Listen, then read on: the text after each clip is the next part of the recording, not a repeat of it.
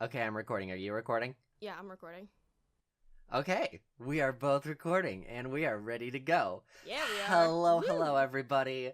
I'm Benny, and this is my lovely co host, Hannah, and we are so excited to record the first ever episode of The Queer Review with Hannah and Benny.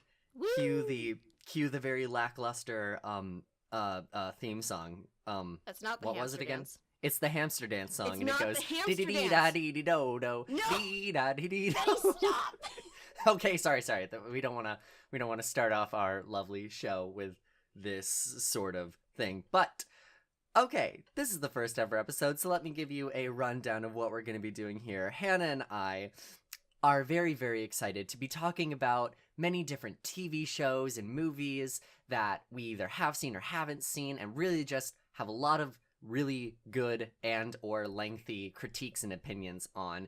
And the whole aspect of it being the queer review with Hannah and Benny is that we look at films that either have explicitly queer elements or they have certain elements or plot points that we think could have been either enhanced or changed or just altered in some way if either characters were queer or how this affects a queer audience and how a queer audience might perceive it.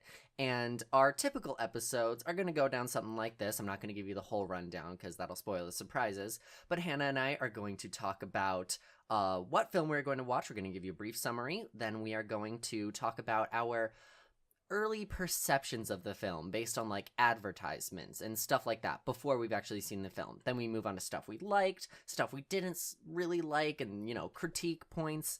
And then we have maybe a couple little surprises here and there, and then eventually we are going to end each and every episode with the end segment we like to call Queerify, and that's in bold italicized with an exclamation point, Queerify, which is where we examine how the movie can be changed if it were queer, queerer, or like how it's sucky if it's not queer, because I think we can agree everything's better by being queer. Can I get some agreement on that? Yeah, you can. Can I get a hoinya? No, you can't. Damn it. Okay. Anywho, so let's start off. Hannah, remind me, what movie are we talking about this lovely episode? We are going to be talking about Love, Simon. Hence the Yes, title yes. of the episode. Hence the title of today's episode, Love Us. And by us, I mean me and Hannah. We are going to be talking about Love, Simon. Hannah, take it away. What's this movie about? Okay, so I'm going to pull up the IMDb description because I cannot speak, so I'm just going to read instead. So just give me a It's a second. good thing we're doing a co-hosting podcast with somebody who can't speak. Shut up. Okay, but trust us, this was a good idea. So basically, but unless you've been living under a rock, it's a gay movie.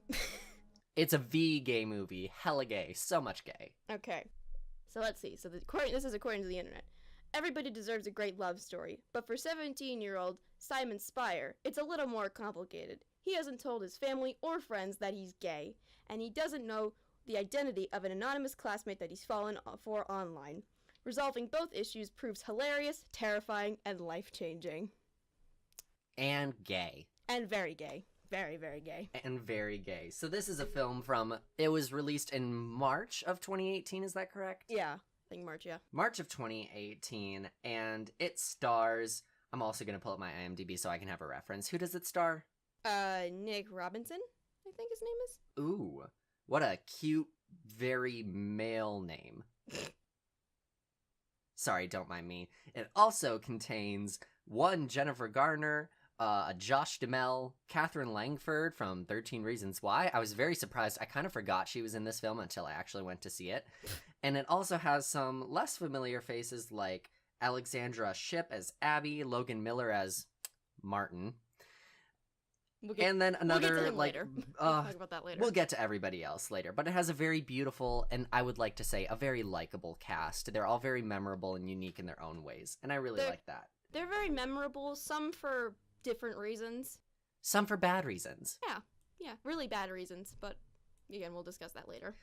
We'll get to those. So we're going to start off with, what did we think about this film? Now, it's not really a secret that Hannah and I, we very much enjoyed this film, but if you were to ask both of us, maybe like two and a half months ago or further, I think since the first trailer came out, we've hated this movie. Since the very first trailer, I said, pardon my French, but I said, fuck this movie. Oh yeah, we both hated it. I don't know if which was very unfair of us to do in hindsight. Well, yeah, but like at the same time, I mean, trailers advertising and is important. Trailers and posters stuff exist to kind of give you a preview of the movie. Like it kind of gives you a vibe of what the movie's going to be about, so that you can make a sometimes judgment on previews whether tell you're you gonna the like it or entire not. movie. That's the whole point.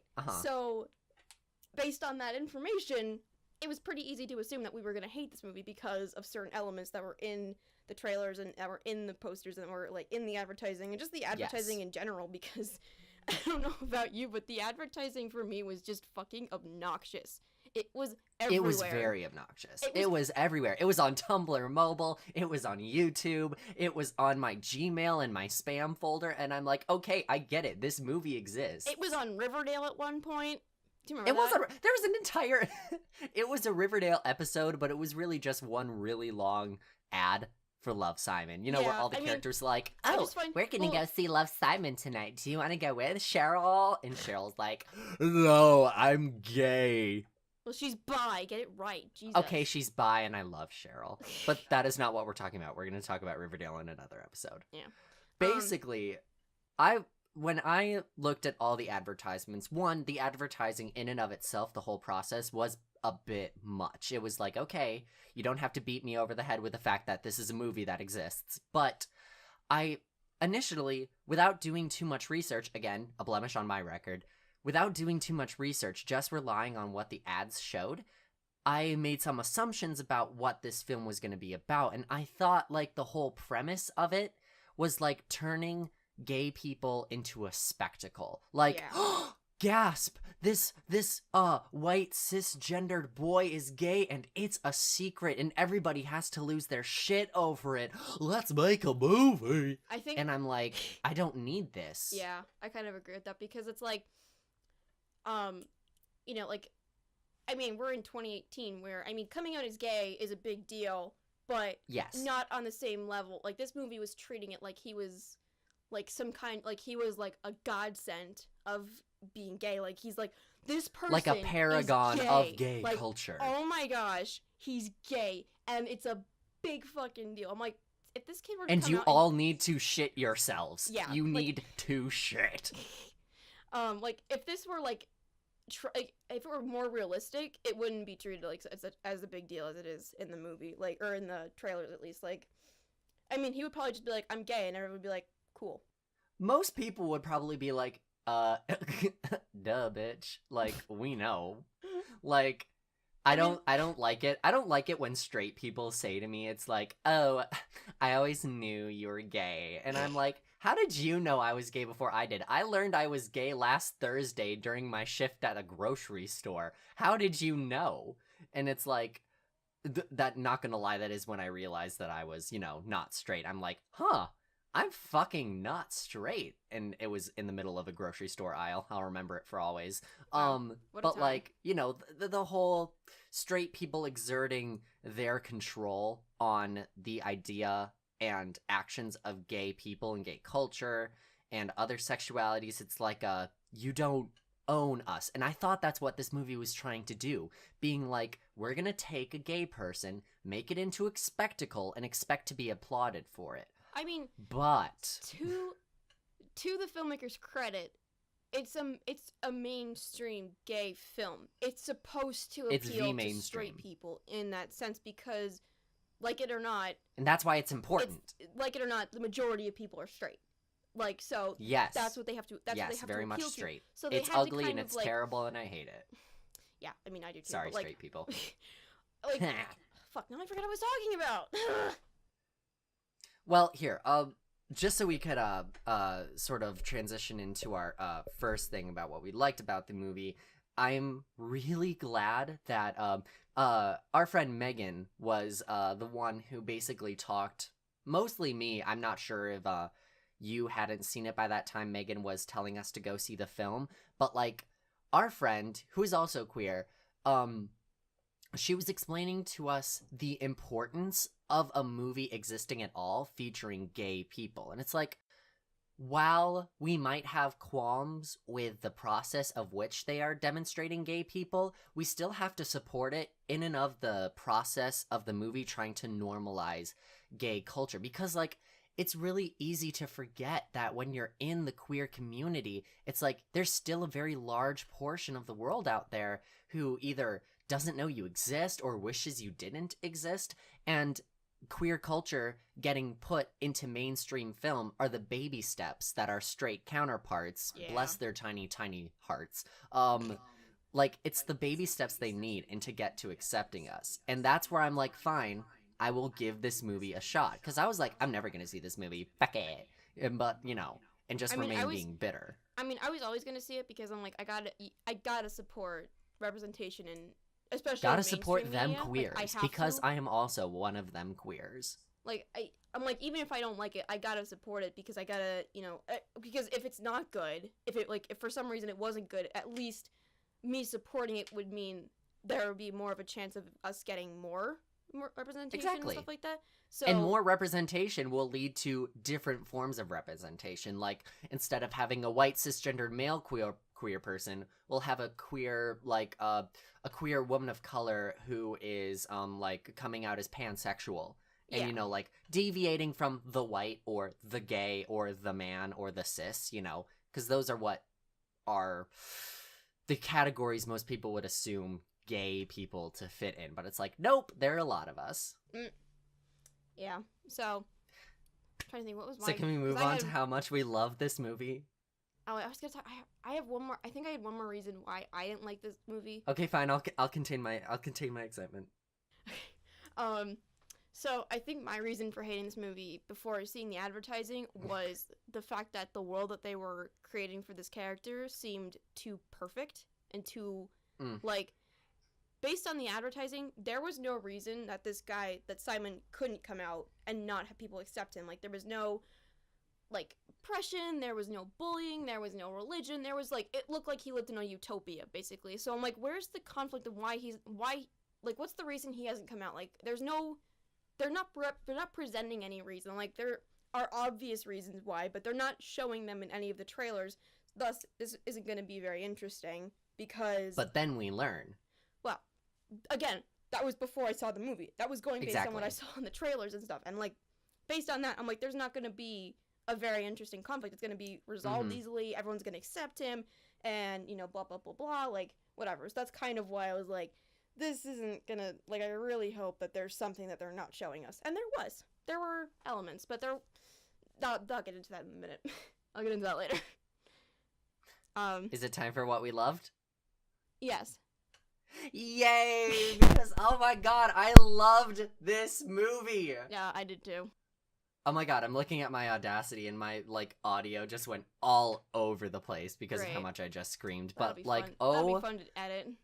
It's gonna be great to edit. Oh my god, I loved this movie. I was, like, cheering during this movie in a public theater. I was there with my parents and I was, like, slapping my mom on the arm and I'm like, oh, that's so gay! And she's like, yeah, Benny, they're gay. And I'm like, I know! And there was just so much I loved. I felt so redeemed by going to see this movie. We can just take it point by point so we can, like, indicate specifically what we liked. All right, why don't you start? You can go first. No, you give a point. No, please, you give a point. Fine. My point's going to be very general.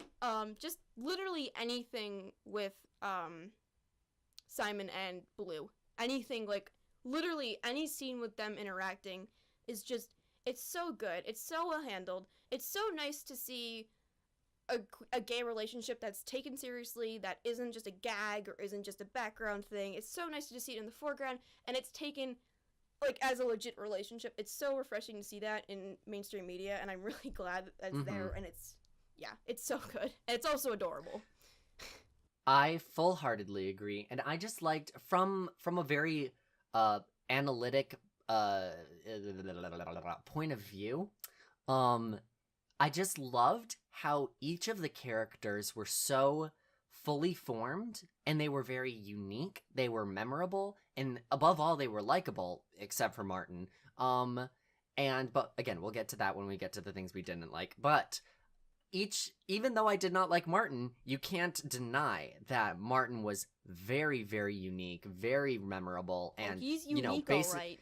He's unique. He's unique in how much we hate him, Yeah. and how the entire conflict of the rest of the movie happens because of Martin. So he's useful in some aspect, but like overall, like Leah and Abby, I just loved both of them, and I loved Bram, and I loved every single person. Like I really, really like the films that establish characters that are memorable and make me want to see them succeed. Like to be happy, to resolve their conflicts. I think, well, here I have a little bit of a thing. So I think that I agree the characters are very distinct, but I think at the same time, I think the friends in particular, specifically Abby and Nick, I think more so than Leah, I thought they were a little like, I don't want to say vague, but just a little like, I wish we could see more of them and get kind of a vibe of like who they are. Like, Oh yeah, we could always use more of Abby and Nick. Well, yeah, like because like I mean, in the movie, like they're kind of like they're one of like the main things that Simon has to deal with when it comes to like this whole blackmail thing, and like they're very vital to that kind of sense. So I would have liked to see maybe like more of who they were and stuff like that. Kind of, like I lost my train of thought. Like just so that we could feel for them more when they do find out the truth that he was lying that whole time. So you kind of feel bad, like that he's keeping them apart. Because like I'm watching the movie and I'm like, I don't feel bad for these guys because I don't know them very well. I don't know, like I didn't know they liked each other. I didn't know that like, yeah. So I think that's this is probably like a small difference between the way you and I like watch movies and shit like this, because it's like even I will agree that I could have used a lot more Abby and Nick and like other side characters, but I'm like the kind of person that like even if the movie doesn't provide a lot of extra information for these side characters, it doesn't stop me from like, I don't want to say make up details about them in my head, but sort of subconsciously root for them and be like, yeah, I like you. I can relate to you. I see things about you that I deem something I like. I mean, I did like them. I just wish I could have gotten more of them, because here's the thing. We want more. Here's the thing. The fact that, I mean, in the third act, like when they have their huge fight or anything like that, I don't like them because I'm like, yeah, I don't think we're supposed to.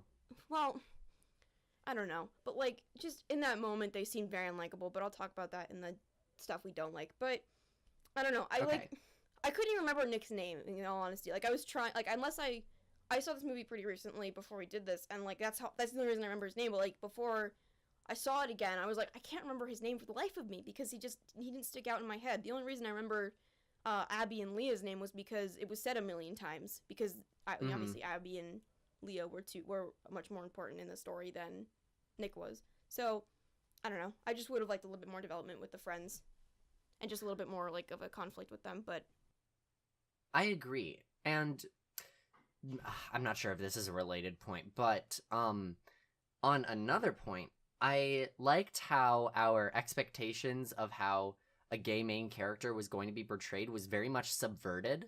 Like, yeah, because with Simon being the narrator of the film, he was a very likable narrator, and he had a very unique voice, and I enjoyed overall that the plot of the story and as conflicts evolved and as certain events happened, we all got to see it from the perspective of the queer person.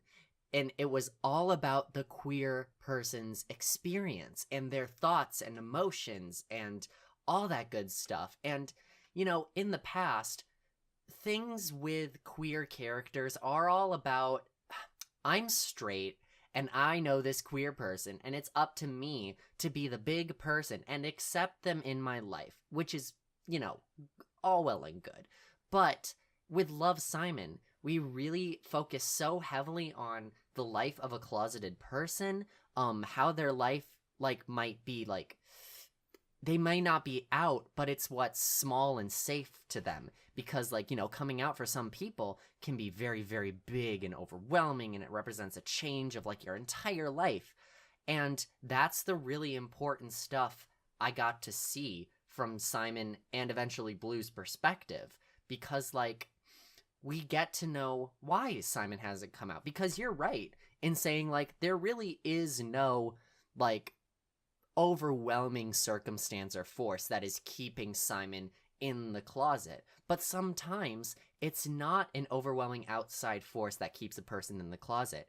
We really have to learn the different perspectives of different kinds of queer people and why they either do or do not come out of the closet. And it's like, I really loved that perspective getting put on display for all of Love, Simon. That's what I loved the most. That was kind of something I wanted to mention, was like, I'm gonna talk about, well, when I get into stuff I don't like, I'm gonna talk about a lot, like, about my experience with other people coming out and, like, my experience of coming out and that kind of stuff. And I get that this movie is not going to be able to capture every single person's coming out story exactly, because everybody's is different in some way. Everyone's different. But, you know, I mean, I still liked it. I mean, I'm gonna, like I said, in the stuff I don't like, I'm gonna talk a lot about, like, how there's no conflict and how there's no reason for Simon to come out, but, like, it's not as distracting. It's not like I'm gonna weigh the movie down because I'm like, there's no reason, but it's definitely something I noticed. So, but, like I said, the stuff with Bram and Simon is just, it's so good. Like, anything. Oh, by the way, spoilers, everybody. Oh, did I say it? I'm sorry. I was trying this is a movie review podcast. Who's gonna come in here and expect no spoilers? Dang it. I didn't mean to say Hannah, you're fine. No, I was trying to get, because whatever. Hannah, darling. Too late. Hannah. Spoiler alert, it's Hannah, Bram please. from the beginning. It's Bram. Okay, also, another thing I loved, I just wanted it to be Bram so hard. Like, from the whole party scene. I think we all honestly did. Oh, we all did want it to be Bram. And it's oh my god, he's so cute. He's so likable. I was honestly betting on the Music Kid, in all honesty, because, like, they introduced him in the beginning. I know they introduced Bram I didn't in the want beginning, it but, like, to be Music Kid. I would have been really mad. Thinking, because he was a jock, I'm like, it's probably not going to be it, because it's a cliched gay movie, but I'm glad it wasn't I'm glad it was Bram in the end, because he's adorable. Also, like, interracial, like, queer couple. Yes. I would have been so upset and be like, okay, another white person with a white person. It's like, okay, yes, good, yes, but you could have done better. Like, I remember I saw this with our friend Jade, and I looked over to Jade, I'm like, Jade, there it is. There's an interracial gay relation kiss on the big screen for the world to see, and that makes me on the big so screen for the world to see with the small price of $97 per ticket. That's how much you paid to get in? Okay, not really. That was a hyperbolic intensifier, but, like, yeah, really, though. Movies are really expensive these days. Yeah, they are. Listen to the queer review and what we demand, okay? Yep. We demand lower prices. Yep. We're gonna demand a lot in this podcast. But... Yes. Like, just literally anything with the two of them is just... It's so good. Fresh. I wanted more of it. Like, I saw it again, and, like, I'm just watching it. I'm like, literally any interaction with Simon as Bram or Blue, depending on what part of the movie you're in. Just, it's so well handled. It's like, it's so good. I can't get over how much I love it, and I need more of it. I liked how the movie kept Blue's identity a secret, like subverting our expectations, being like, oh, you thought it was Bram, but now Bram is kissing a girl at a Halloween party. Oh, you thought it was the waiter from Waffle House? Turns out waiter from Waffle House has a hard-on for Abby. Oh, you thought it was going to be Band Kid? Well, Band Kid was underdeveloped and not a very important part of the stories. And then, like, okay, I guess it's going to be... I don't know if you remember, he had a couple funny lines. He did have a couple funny lines. And then at the end, it was like, oh, is it going to be Martin? Fuck no, it's not Martin. That would go against the entire logic of the film. Oh, my God. I shit you not. When I saw that, when that part came on, I got up from my seat and started walking out of the theater. And Jade's like, no, it's not that. That's not, I don't think it's him. And I'm like, nope. Screw this. I want a refund. Oh, my God. I would have left. I would have gotten my money back. But I would have been like, I demand a refund because this is bullshit. And I reject this wholeheartedly. But I reject your notion of reality. It's like the theater guy's like, we didn't write this movie. I'm like, I don't care. I want my $14 back. And then Hannah proceeded to be escorted from the theater. And never welcome back. Jesus, that's sad. You know Jersey only has so many movie theaters. I think it has like 2. and they're both in Atlantic City. I I don't know all how the way to Jersey Atlantic works, City to go okay? see a movie. I'm in the middle of Minnesota, and there's a blizzard, okay? I'm very upset right now. I'm in 75-degree weather. Suck it, bitch. Yeah, hey, shut up. You know what? We're gonna move to the segment of what we want to critique about the film. Hannah, you have some stuff to say, so go off, girl, I got I some guess. stuff. I gotta pull up my notes about this. Go because, off. All right. Go off, I guess. Just to clarify. I like this movie. I really like this movie. I'm about to shit on it completely. We are both in total agreement. This movie was amazing. We loved seeing it. We would watch it again.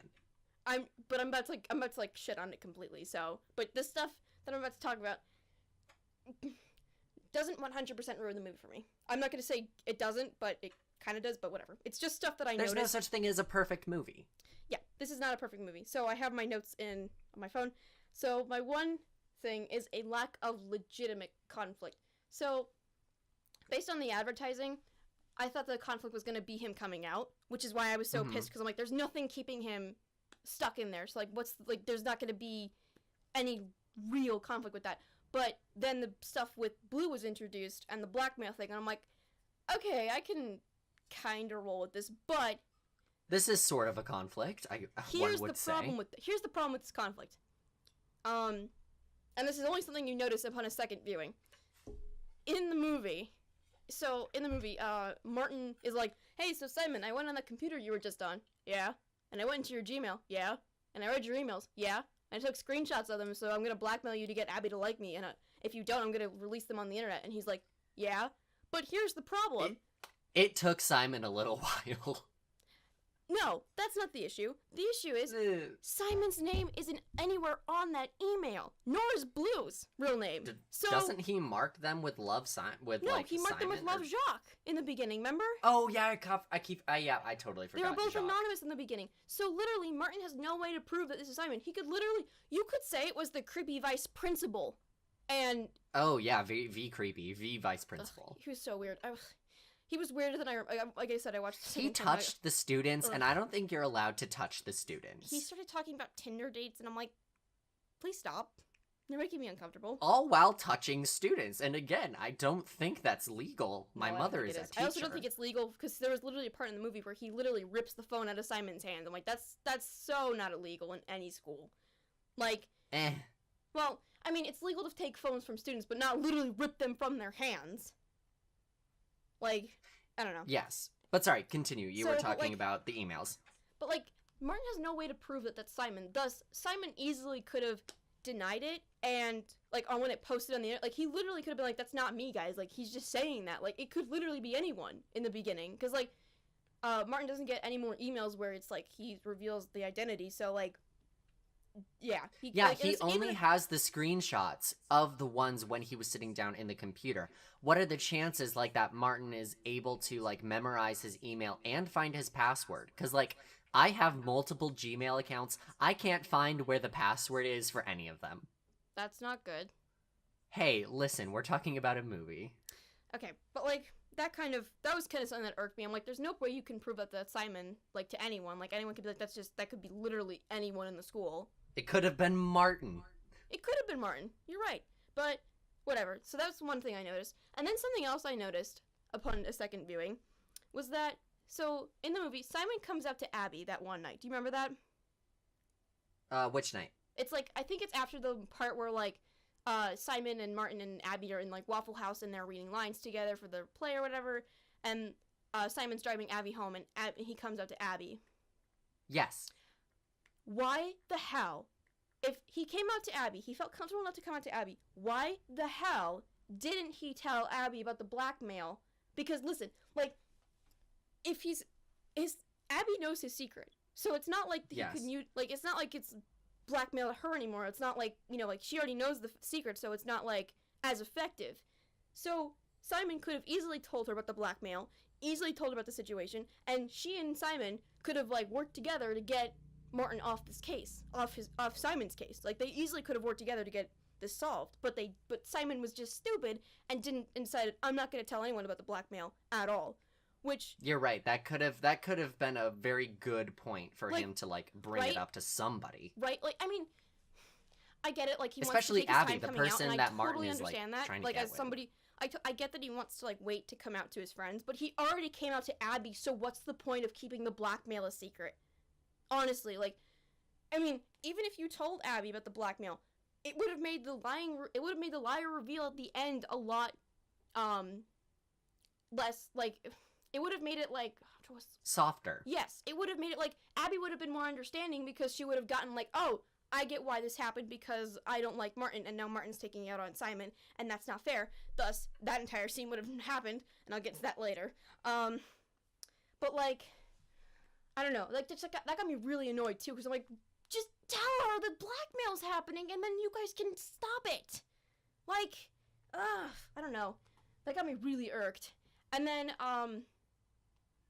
anything, and those are the only 2 points where I'm like, the conflict could have easily been solved, from what I remember. And, well, and that, so the stupid conflict with the emails, the lack of, conflict, the outer conflict with the coming out as gay thing, and just that kind of, all those elements kind of combined just really make this lackluster in conflict territory. I'm gonna say conflict a million times, by the way. That's fine. I realize I've said it like 20 times so far in the same sentence. I mean, it's what it is. But that's kind of something I noticed, but again, didn't really ruin the movie for me. My next point. Yeah. My next point, and you can feel free to comment on this too. I thought the family was too, white. I mean, perfect. I thought that literally any scene with the family was like, it was just, I'm like, this is just white culture. This is literally white culture. This is the white agenda. No, this is white the white culture agenda TM. is like systemic oppression and not taking credit this for it. This is just like I legitimately laughed at the line. It's like, I even have a sister that I don't entirely hate. I'm like, that's a lie, because listen, I got siblings. I don't care how much you like your siblings. You're gonna fight. You don't like your siblings. Nobody likes their siblings. At least at some point. I like my siblings. I mean, I don't know. Do you like your siblings? Yes, I love my Benny James love my siblings, and I am not contractually obligated to say this. I'm contractually obligated to say this. Did you like them your entire life? Have you? No, I used to fucking hate my siblings. Exactly. Hi, Aaron and Shay.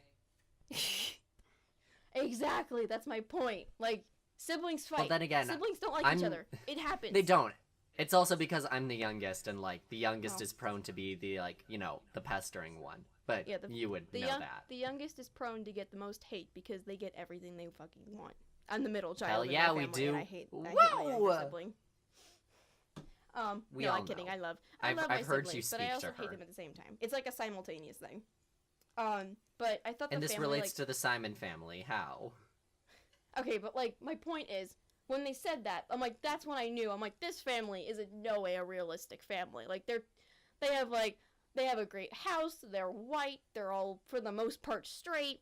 They're they have lots of money. They're fucking got no financial loaded. Problems. The mom's a liberal and a therapist. The dad's a softie. I'm like, there's literally no conflict with this, and thus it makes anything with the family. The reason why Simon would feel the need to hide from his family he says in the movie. There's actually a quote in the movie where he's like, honestly, my parents would be cool with it. So why don't you tell them? But that's because we know it's not always about the family. It's not always about the outside. Sometimes it's about the inside. We had this discussion, and I get that. I totally get that. But, like, when you make a comment like that, that just gets me irked, because I'm like, that's you acknowledging the fact that we don't really have a reason. We're just gonna kind of... It looks like lazy writing, and I get that some people are, like, a little bit, yeah. Or, like, they have no reasons to not come out, but they still don't. But, like, to me, it just looks like lazy writing. So, especially when they write lines like that. But, like, anything with the family I felt like was just very fake and phoned in. Like, even when the mom gave her little speech, like the, like, I feel like you've been holding your breath for so long, but now you get to exhale, that little moment.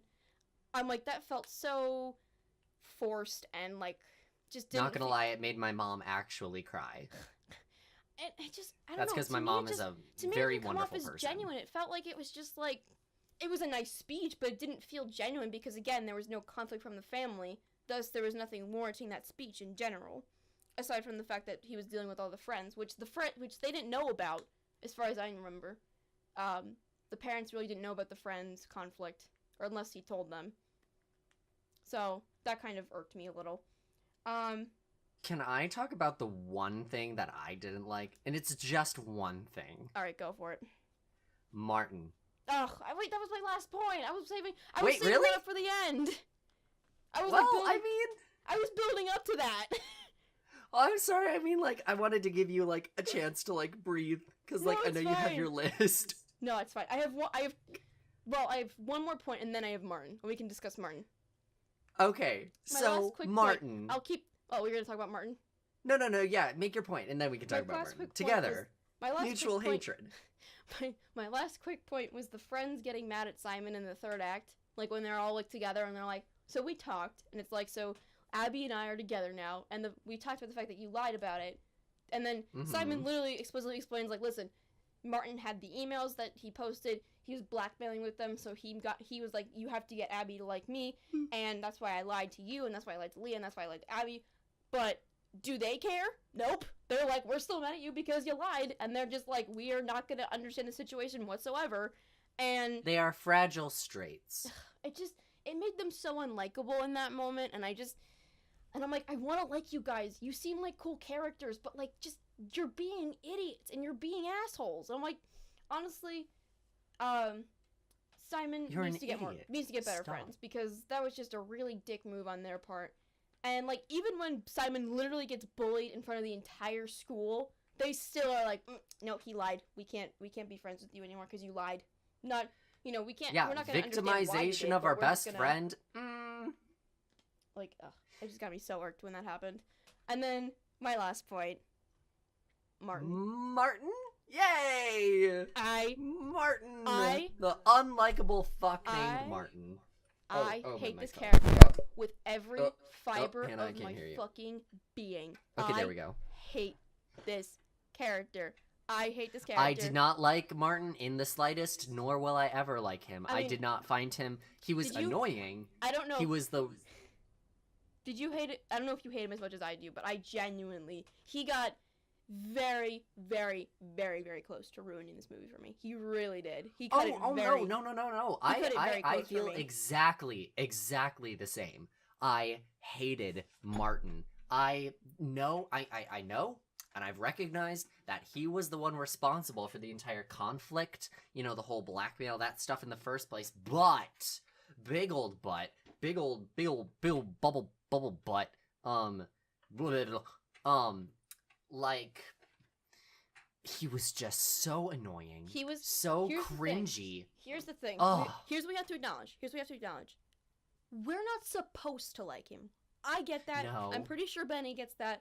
We're not supposed to like him as a character. I don't get many things, but I get that. Even by that standard, there are still these things called likable villains. There are so many villains that you could like, or even sympathize with, or even love to hate. There are plenty of these characters out there. Cheryl Blossom. She's a massive bitch, but I love her because she's amazing. Loki from Avengers. Gaston from Beauty and the Beast. These are all characters that are like likable bad guys to a certain extent. We get it. They're the bad guys, but they're not intolerable to watch. They're actually fun to watch. Martin is nothing. He is annoying. He causes me secondhand embarrassment, and when he's not doing that, he's just a nuisance. He's disgusting. He's unlikable, and I hate every moment he's on screen. God, like you just encapsulated every single adjective I would use to describe Martin and my emotions for him.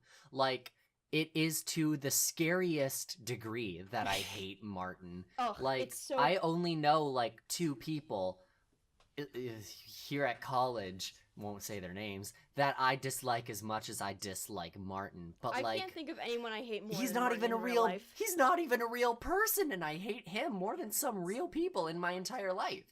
But like, nothing about him was redeemable. And I know that whole thing at the end where he's like, oh, I'm gonna pay for you to go through the Ferris wheel one more time, and I'm just like, okay, this is the writers trying to redeem Martin, and it's not gonna fucking work. They give him an apology scene, and they give him that scene at the very end where he's like, I'm gonna pay for you to go on the Ferris wheel. I'm like, Literally, this character could fucking Fuck end off. world hunger. Go fuck yourself.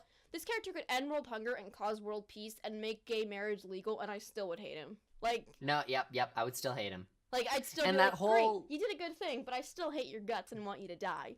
And that whole thing with, like, the scene in the not chicken house, fuck, Waffle House. There are no Waffle Houses in Minnesota, okay? Not very many, at least. There aren't any Waffle Houses in Jersey either. Well, like a we're southern obviously thing, missing apparently. out. I've only They're all been in to the one South. Waffle House, and it was in Virginia, and it was amazing. I love Waffle House. I went to Anywho, Waffle House in Virginia once. Oh my gosh. was it the same one? I don't know. No, I don't know either. Anywho, that scene in the Waffle House with him standing up on the table and saying, like, Abby, say it, I deserve a goddamn superhero. And I'm like, is this supposed to be cute? Is this supposed to be endearing? Because, like, all the signs that Abby is giving is like, Abby does not like this. Abby is not No. enjoying Oh no, this. I can think It of is a not cute. Ready? No, I can think It of was a worse terrible. scene. I can think of a worse scene for that. Oh, If the... you- What? So in the movie, Martin, at the football game, decides I'm going to interrupt the fucking national anthem. I'm gonna get up in front of the entire school and announce my love to Abby in front of I'm everybody. cringing. I'm dying inside, Hannah. I know. dying. Oh, you should have seen how much I was cringing when that scene came on. Like, I couldn't even my look at the God. screen. I was like, "Ugh, it's so cringy. Oh my god, I can't believe you're doing this. This was one of the moments where I was slapping my mother on the arm sitting next to me. I'm like, what is he doing? What is he doing? This is why the straights can't be allowed to do things. They can't. And my mom is like, and she's like, is that what this is? And I'm like, yes, Mom, this is the straight agenda. This really is. Embarrassing people and just causing secondhand embarrassment to everybody ever. Oh. Oh, it was so bad. I think that was obvious. I think that was easily my least favorite moment. That and the I'm a Freudian slip. Fuck you. That's not clever. That's not funny. It wasn't clever. You're not clever or funny. I hope you feel bad. Good. You should feel bad. Like, and oh, another moment. This is not as big as the not Pledge of Allegiance, the national anthem one, but like when they're in the car driving to the Halloween party and like Nick and Abby are sitting in the front, they're having a conversation. Having a good time, and you like, know? and he's just there like he's like trying to have a conversation with them like, you guys ever feel nostalgic about anything? I'm like, shut up, die in a hole, please. Nick, do yourself a favor, crash the car in a way that only kills him. Like, I don't want you guys to die, but I want him to die. Ugh. I don't think I've ever hated a character as much as I hate him. In all honesty, Really though? Neither have I. I think this is a record. It's like I that. think It's like from Wicked. Like, what is this feeling so sudden and new? I think the character that held that title for the longest time for me, and I don't know if you can relate to this, was Laurel Lance from Arrow, which I don't know if you watched that show. Oh, I've never seen Arrow. Okay, I'm but sorry. like Laurel Lance is basically, she's a damsel in distress TM, but she's like a feisty one, like, I don't need no man, like, I can fight myself, and they're literally all telling her, like, dude, you can't fight, you're not a superhero, you can't shoot an arrow, you can't punch a guy, you can't fight, and she's like, fuck you, yes I can, and she just decides, I'm gonna go beat up this guy, and then she gets her ass whooped, and, ugh, I hate her with every fiber of my being, but I think Martin takes the fucking cake at this point. I'm like, I think I hate Martin more than I hate her, because I'm like, listen, at least she's likable in some scenes. I can't think of one scene where I liked Martin. Not one. I totally feel. No, he remains an unlikable character, but is there any character that you hate what was your least favorite character before you met Martin? I really can't remember. You The can't. hatred I feel for Martin Oh my blew God. whoever it was out of the water so much. I don't even remember them being in the water. Now it's just Martin lying Martin. in there I can't in like even this cesspool I can't even of compile hatred. a list of characters I don't like. I think literally Martin and Laurel were like, I mean, again, I think Laurel's kind of gone away because I've stopped watching the show a little bit, but not only that, but like just Martin, I was just I despised him so much that he just, ugh. It takes a lot for me. It's gonna take a lot for me to take Martin's spot as my least favorite character of all time. Like, it really is. I very much agree so. Looking at our timestamp for our current recording, would you like to move on to our end segment? What time are we at right now? I'm not looking at the thing. We're at 45 minutes. Jesus Christ! Yes, we've been talking about this for a very long time. Okay. What was our final point? I'm assuming it's gonna be trimmed down in editing. Well, I mean, I might honestly just keep the conversation and just, because honestly, a lot of movie review podcasts, from what I've heard, just kind of do stuff like this where they just have a conversation and they just post it, and it's like, great, cool, have a nice day, kind of thing. Okay, that's true. So yeah, and like people don't have to. Anywho,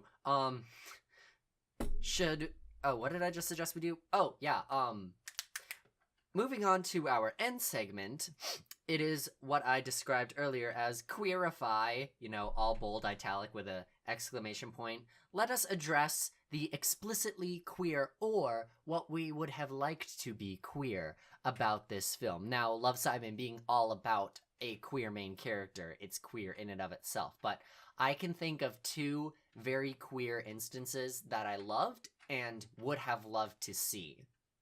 And why don't you the go? first why don't you one, talk about that then? Because then I'll okay. think of something.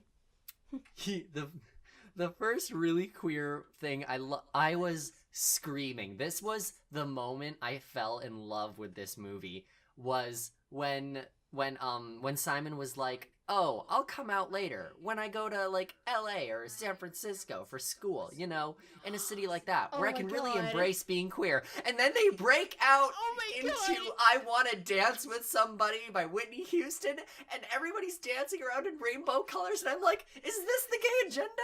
Because I really want this to be the gay agenda. It was so happy, and it was so beautiful, and I'm screaming. Yeah, that was legitimately, I really like that part. It was the best part of this movie. Because, like, my parents and I, we were, like, cackling. It was so great. It was funny, and it was so beautiful. And, like, everybody there looked happy, and I'm like, this really should be the gay agenda. It's like, everybody's having a great fucking time, jamming out to some Whitney, and, like, I just really want, like, Simon, I want every single queer person to have those moments of, like, pure joy and ecstasy. Not, maybe not the drug, but, like, the feeling.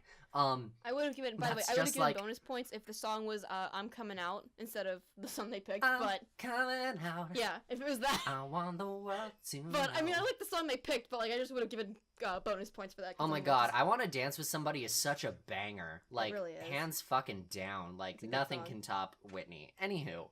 And so, I'm glad that we really loved that part of the film. Of course we did. And I know that this is something that probably many people other than you and I have thought or wanted to happen.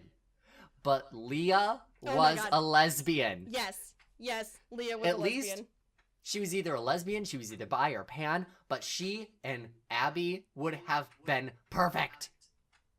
Oh my god. Like, I literally, if you don't know what we're talking about, go back when you watch the movie again, during the scene where they're showing off their Halloween costumes, look at Leah's face when Abby walks in. That's how you know. That was the moment I knew. And the way she's like, yeah, you look great. And I'm like, that was the moment. Are you fucking a lesbian for, like, no. Abby? Are you in lesbians with her? Because, like, this sounds like lesbian shit. I mean, like, I told you this before we started recording, but, like, what I legitimately thought, like, when I saw this movie for the first time, because I never read the book, that was the other thing. Neither of us have read this book. Nope, neither of us. So, I honestly, like, so they have that little moment where Leah's sleeping over at Simon's, which is also really weird that the parents were okay with that. Like, I mean, if at that point they thought their son was straight, so, like, that's kind of weird, but whatever. Like, Leila's having that conversation where she's, like, trying to let on that she wants to say something, but Simon's not really picking up on it. So my thought was, like, oh my god, is she actually a lesbian this whole time? Because, like, you have that moment with Leah and Abby in the party, and then you have the costume thing, and I'm like, is that actually gonna be a thing in this movie? And they're like... I wanted it to be a thing. And then they have their fight at the end, and it's like, because I had a crush on you the whole time, and I figured you would never see me the same way, and I'm like, boo fucking who, okay? I would have let you Yeah, go cry some tears, you straighty. Get over it. It's like, I'm sorry, that happens to a lot of people, like, on both ends. Like, it's like, oh, I really like this girl, but she's straight. Oh, I really like this guy, but he's gay. Well, it happens to a lot of people. Get over yourself. Ugh. I really like this boy, but he keeps misgendering me.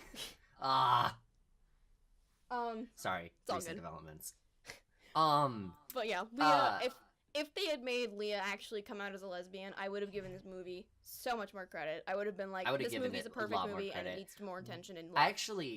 I have a really interesting point about the costume sequence, because I brought the same thing up to my mom, and I'm like, Mom, there was every indication that Leah was going to be a lesbian. Do you not remember her commenting on Abby's costume? And my mom looks at me like kind of incredulously, and she's like, you thought that was flirting? And I'm like, what else was it supposed to be? Leah was totally flustered by how great Abby looked. And she's like, oh, no, Benny, honey, that was jealousy. And I'm like, what? And she's like, that was a girl being very rude and snide without actually being outwardly rude. Because she knew that Abby and Nick were sort of like getting the hots for each other, you know, like on the car ride, and then like on the costumes. And it's like, because like she's being jealous of Abby, because not because Nick complimented her, because we remember Leah does not like Nick in that way, but because Simon was like, oh my god, Abby, you look amazing. And he's like, doesn't she? And then Leah was like, yeah, you look great. I thought it was her being a lesbian. And my mom was like, no, because that was just her being jealous. Because once she tells Simon, it's like, I had a crush on you this whole time, that makes sense. Like, to hear the boy that you have a crush on compliment another girl without knowing that he's gay, the little kink in the system. But like, when you hear the boy you like compliment another girl, that's what makes you jealous. And my mom was like, I'm sorry, but that wasn't flirting with Abby. That was full on like girl on girl jealousy. And I'm like, huh, that's actually like, my mom made a really good case for it. I mean, I can see that, but like, I don't know. I mean, it also makes more sense now because we know that Leah is straight. Yeah. If they had left her sexuality undisclosed, it would have been a lot more fun and easier for us to be like, oh yeah, she was totally a lesbian. I get that. But now that we know that she's straight, there is no reason to why we would think that she was flirting with Abby. I've seen, I don't know, I've seen that you and I. I've seen that kind of jealous look. I've definitely have seen girls be like, oh yeah, you look great. Like, I've seen that kind of, like, what she's talking about. I kind of get that. I've seen that happen right in front of my eyes, and I'm like, I'm pretty sure they're similar and they're easy to mistake. I can like kind of see how that would get confused for flirting and jealousy, but like, I don't know. I feel like when I saw it, I saw flirting first and foremost, but that's just because I'm, you know, because we're queer. That's what it's what we want. It's what we're wired to see. We're wired to see things in a queer perspective. Yes. Hence the queer review with Hannah and Benny. Like, you know. Roll credits. That's why you and sorry, not roll credits. Not just yet. We have like a couple more minutes left. Okay. But yeah, just that whole little thing. Like, it's fun for us to imagine, you know, Leah's really a lesbian. Or Leah's bi. Or Leah is something. But just like, you know. Something where in turn she likes Abby a lot. Mm-hmm. And along the lines of other queer instances, I know we both mentioned how we liked the interracial couple of Simon and Bram at the end, instead of it just being two other white guys. And I like, he was also black and Jewish. Like, yeah. Wow. Like, way to go, Bram. Like, you were killing it, girl. And I love him. The actor's really cute, by the way. If you look up like what the actor like looks like when they're not in the movie, they're adorable, just so you know. Oh. Well, I mean, he's adorable all the time. You send me GIFs of Bram and, like, Simon kissing in the car at the end of the thing just whenever I'm in a bad mood, and you make me feel better. And I'm just like, you can't look at that you can't look at that and not be in a bad mood. Come on. It's like looking at a kitten. Unless you're, like, a raging homophobe. It's like looking at a kitten. You can't be mad looking at a kitten. You can't. Unless you're allergic, in which case that's because, totally well, I mean, you can still look at a cat, maybe, like, a picture of it or a GIF of it. But, like, cats are great. Cats are great. Dogs are also great. And dogs are also the gays. The gays are great. Yeah. Any other queer references you would like to bring up? I have a queer element that we haven't even discussed, and I'm mad at myself for not talking about it. Ethan. Who? The gay kid. Oh my god, how did we forget? I don't know! I'm so I ranted. Oh, Jesus. Oh my god. Okay. I loved Ethan. Oh my I loved god, Ethan everything was the about unsung him. hero of this movie because Unsung hero. I loved everything that his character like stood to represent and educate, like when it comes to being a queer person of color, and like also the whole oh my god, it was just the scene where Simon is getting bullied in the lunchroom, and then the badass theater teacher who was the also best character one in of the movie. Just saying. yeah, she's like, I'm selling this, and I'm gonna pay to get my tubes tied, and I'm like, girl, I love you. Oh. But Ethan was just like, when they were in the vice principal's office sitting there together, and Simon's like, I don't know how you do this, like these people, like they call you fag and they call you mean names and they victimize you every day, and Ethan's like, yeah, well, one queer is a joke and then two of is a hate crime. And it's like, that's so fucking like relevant. That scene It was that scene was easily one of my favorites. I'm like, I need these two to be it buds. was one of the best ones of the fucking film, and it's I'm like I need these two. Ethan is I need so more scenes correct. with these two as just buds. I'm like, I'm glad. I wanted more Ethan as I like the fact that like, I like the fact that they comment on the fact that these two are the only openly gay kids in the school, so everybody automatically is gonna be like, oh, they're gonna get together because they're the only two gays. I like the fact that they acknowledge that. Or like, like and they're like, no, we're not together. Like no, Ethan's no, even no. like, I mean, you're cute, but no thanks. And I'm like, I love that. I'm like, thank you. We need more of this because so many times I feel like whenever there's two gay characters in any kind of media, it's like, oh, they're automatically gonna get together because they're gay. Not exactly true, but you know. And it's really just like thinking about Ethan is just so heartbreaking because he's such like a powerful human, and but like they have to go through all this victimization, and the fucking administration, they don't do anything about it. They don't even bat an eye until it happens to Simon and Ethan. I mean, you could start making the argument that it's because Simon's white, but let's not get into that right now. Well, I mean, it totally is because it is. Like, you know, the whole, like, administrations, especially when they're, like, white-dominated, like, at times, I'm not going to slander the name of my college because I'm very happy to be at my college, but, like, at times, administrations, when they're run by predominantly white people, they would rather not take on these issues. They would rather have people forget about them or brush it under the rug and just say, like, oh, you can get through it, you're strong, or, like, we're just not going to do anything about it. But, like, this scene is a very specific example of why, like, brushing it under the rug is not an answer to anything. And it's, like, it's totally, it's heartbreaking and it needs to be fixed. And it's, like, hopefully people like Simon and other queer people who find themselves in similar situations realize just how shitty, like, queer people of color have it compared to the white counterparts. It's like, it's a shit show for everybody, but some people have it even fucking worse, if you can imagine. And oh, that's why I loved Ethan. I mean, and that, not only that, but Ethan also acknowledges my issue. So throughout this entire review, I've mentioned the fact that there's no outside conflict for coming out.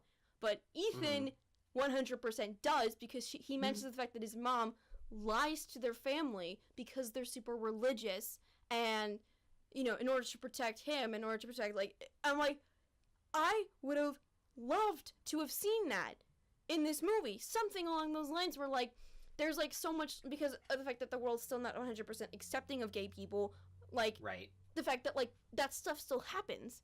Like, I guess kind of, not to bring up this point yet again, but I think the reason I wanted an outside conflict is because because even though we've come so far in this kind of, like, progress and, like, mainstream media and blah blah blah, there are still people who are, like, there are still struggles to get you know, to get somewhere and advance, to get to a point where it's okay to be gay and, like, be open about it.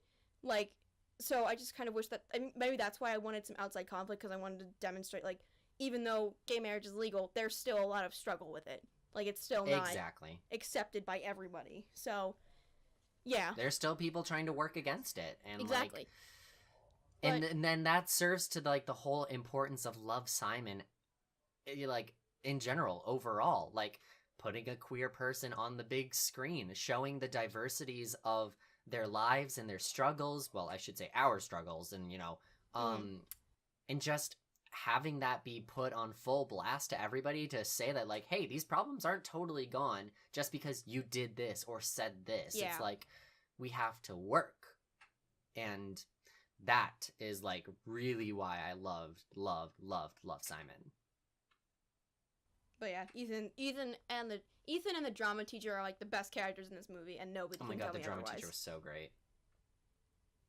I loved her entire... I mean, I don't like children, so I totally feel her and everything she says. Like, you know, calling them, like, you know, little piss shits and stuff like that. Especially when they're being little piss shits, because I'm like, oh, yay, victimizing people. That's probably gonna go, you know, excused. But then the drama teacher was like, oh, hell no. Like, I'm taking your stuff, and you are getting the fuck out of here right now. I'm like, oh, I want to, like, memorize that speech and be like, just be able to say it when I need it. Especially the part where I'm getting my tubes tied, because I physically do not have the tubes, but if I had the tubes, I would get them tied in very tight knots. Yeah. And on that note, I think this is a good point to give Love, Simon our final score, a score of how many stars out of 10. What would you give Love, Simon, Hannah? I've been thinking about this like all like since we started this podcast, like since we started since we started talking about this podcast, I've been trying to figure out what I would give it in all honesty, and I think I'm gonna go with a solid 7 out of 10 because 7 out of 10. I was expecting that from you. What's that supposed to mean? Well, it can mean whatever you want it to mean. I am very nice when it comes to movie ratings with movies I like. And I'm very mean with movie reviews that, like, you know, standing ovation. I gave that one a 2. But we'll talk about that in another episode. Can that be the next episode, please? No, the next episode is a surprise, but we already planned what next episode is going to be. I think we should discuss what our next episode's going to be. Isn't it Riverdale? No. Remember we were going to bump Riverdale? Because we were going to wait until... When are we going to bump Riverdale? We were going to bump Riverdale because we were waiting for Riverdale Season 2 to be done. We had this discussion!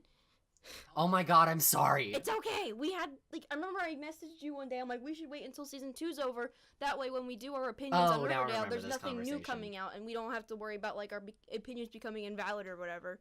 So... Oh, does that mean our next one is Wrinkle in Time? No. My thought was that our next episode should be Everything Sucks. Everything sucks! Because... sorry, not to give away my opinion on Everything Sucks, but you that know. should probably give it away. Oh my god, yes, Everything Sucks. I'll think of a creative title for it. We will, but there's a very important reason why we need to talk about it next week, or at least very soon. But we will talk about it next time. As for my score for Love, Simon, I am a slut, and I gave it a 9 out of 10. Wow, okay. I was tempted to give it a perfect 10, but can you think of the one reason why it lost a star? Does it rhyme with, fucking, I can't even think of a word that rhymes with Martin. Martin? It's Martin. Yep, it was Martin. Martin was the 1 star off. Wow, Martin cost this movie a whole star. That should be a... Oh, yeah, that's how much I hate it. I mean, yeah, that's the same for me, too. I'm not denying that in any way. I mean, my points went down because of the whole conflict issue, the family being too perfect, and Martin. Those are the 3 reasons. That's where those 3 stars went for me. Yes. Because they're, like I said, not those issues aren't relevant enough to ruin the movie, but they're noticeable elements that, like, I can't not notice now. So, but that's just... I very much agree. But, you know, it's not like, okay, so, like, overall, we can both say we loved this movie. Yes, definitely. It was great. And I'm very, very, very happy that we both gave it a chance. If someone, when this movie comes out on DVD or something, if someone can just make a cut of this movie where everything with Martin is cut out, and everything with, it's just a cut of this movie where it's literally every single scene with Simon and Bram, I would pay... I would be fine. I would give my left kidney for that. A compilation of just every single... Simon and Bram moment, like just all of them. I don't care if it's with Blue. I don't care if it's like just literally any of those moments. I'm like, I will take all of them, and I will I totally agree. I would watch that on like a loop until the day I die. And on that note, I believe this is a very, very good place to end our first ever episode. I would like to thank everybody for listening in on our first episode of the Queer Review with Hannah and Benny. Be sure to follow us on YouTube and the other social medias we have. I think we have a Tumblr. We have a Tumblr, we have a Twitter, we got a SoundCloud. We have a Tumblr and we have a Twitter and we have a SoundCloud. And this episode is going to be posted on YouTube, SoundCloud, and a couple other podcasting websites. So it's probably going to be very easy to find. And if you like this, again, just follow us. We're going to be back with more reviews about more movies and TV shows that hopefully you enjoy hearing people talk about. And if you want if you want to stay kind of updated with us and kind of know what the hell we're talking about, go watch Everything Sucks before the next episode. Yeah, our next episode will be Everything Sucks. You can watch season 1 on Netflix, and we highly recommend you do before we talk about it. So do it. With that, Just do it. Oh my god, Hannah, please do not threaten our listeners. Just do it, please. Okay, we're gonna cancel the rest of this show. No. No. What I meant to say was, thank you again for listening, and we will see you next time with Everything Sucks. Bye. Bye-bye.